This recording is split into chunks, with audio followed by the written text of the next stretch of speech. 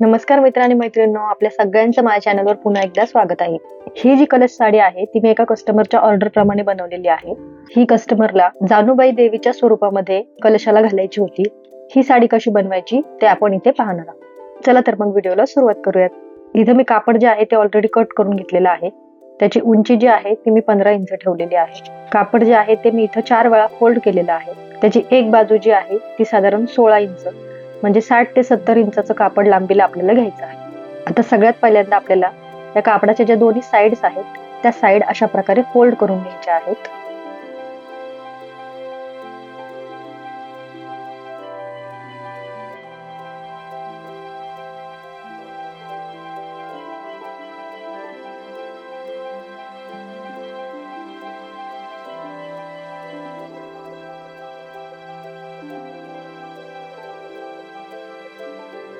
इथे मी कापडाच्या दोन्ही साईड ज्या आहेत त्या फोल्ड करून घेतलेल्या आहेत.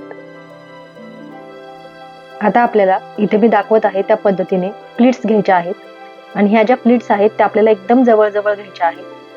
फक्त एक बोटाचं अंतर आपल्याला त्याच्यामध्ये सोडायचं आहे. त्याच्यामुळे साडीचा जो लुक आहे तो आपला एकदम वेगळा दिसणार आहे.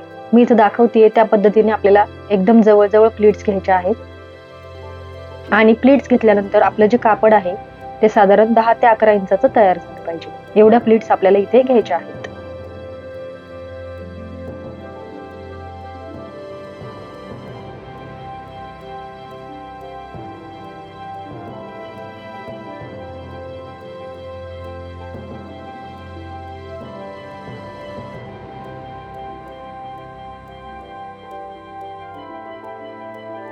अशा पद्धतीने मी इथं प्लीट्स रेडी करून घेतलेल्या आहेत. त्याला सगळीकडे पिना लावून घेतलेल्या आहेत. हे अशा पद्धतीने आपलं दिसत आहे.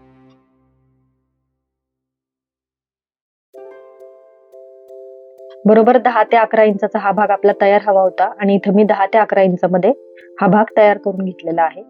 आता आपल्याला सगळ्यात पहिल्यांदा या प्लीट्सवर एक टीप मारून घ्यायची आहे. म्हणजे आपल्या प्लीट्स ज्या आहेत त्या व्यवस्थित सेट होतील, कुठेही हलणार नाही.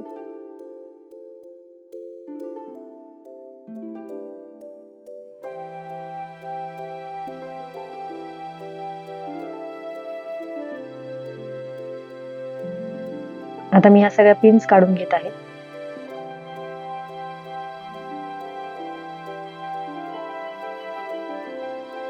ह्याच्यावर मी एकदा इस्त्री करून घेतलेली आहे म्हणजे प्लीट्स ज्या आहेत त्या आपल्या एकदम व्यवस्थित सेट होतील.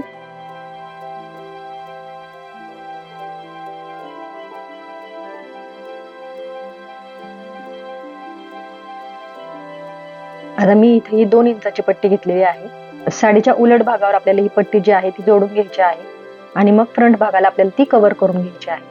म्हणजे दोन्ही साईडने आपलं फिनिशिंग जे आहे ते एकदम व्यवस्थित येतं. मी इथं साडीचा मध्य काढून घेतलेला आहे आणि जी पट्टी घेतलेली आहे त्याचा देखील मध्य काढून घेतलेला आहे. म्हणजे दोन्ही साईडला आपली नॉट जी आहे ती एकदम एकसारखी येते. अशा पद्धतीने आपल्याला बॅक साईडला पहिल्यांदा शिवून घ्यायचा आहे.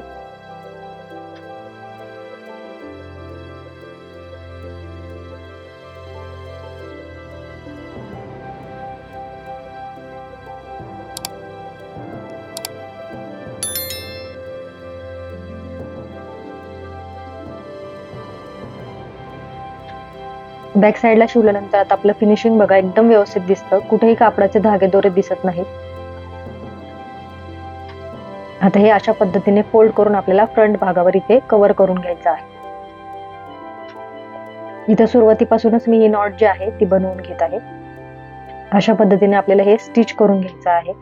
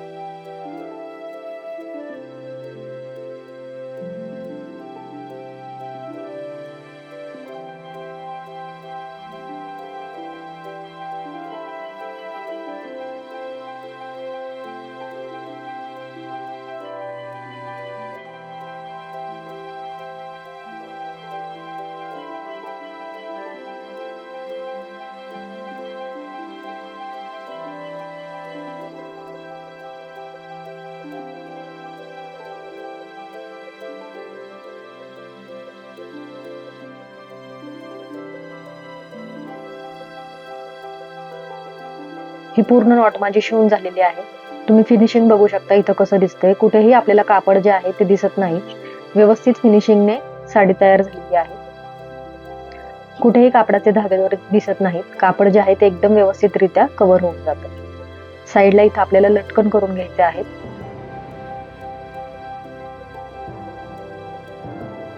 अशा पद्धतीने मी ही साडी जी आहे ती रेडी करून घेतलेली आहे. याच्या प्लीट्स ज्या आहेत त्या फक्त आपण जवळ घेतलेल्या आहेत. एकदम सुंदर आपली साडी दिसत आहे. मी इथं साईडला लटकन देखील तयार करून घेतले आहे.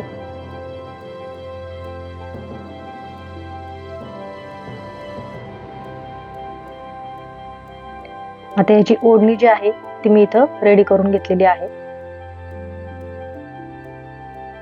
ओढणीला आपल्याला अशा प्रकारे काठ लावून घ्यायचे आहेत.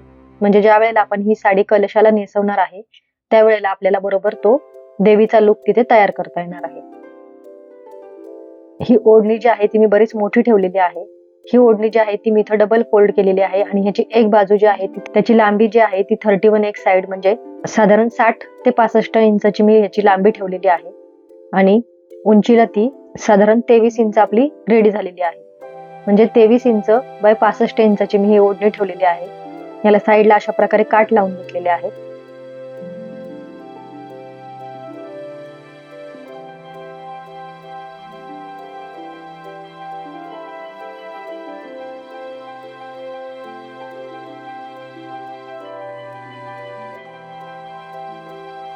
मी इथं तुम्हाला साईडला दाखवत आहे त्या पद्धतीने ही साडी जी आहे ती त्यांना कलशाला घालायची होती. त्याच्यामुळे मी अशा प्रकारे ही साडी त्यांना रेडी करून दिलेली आहे.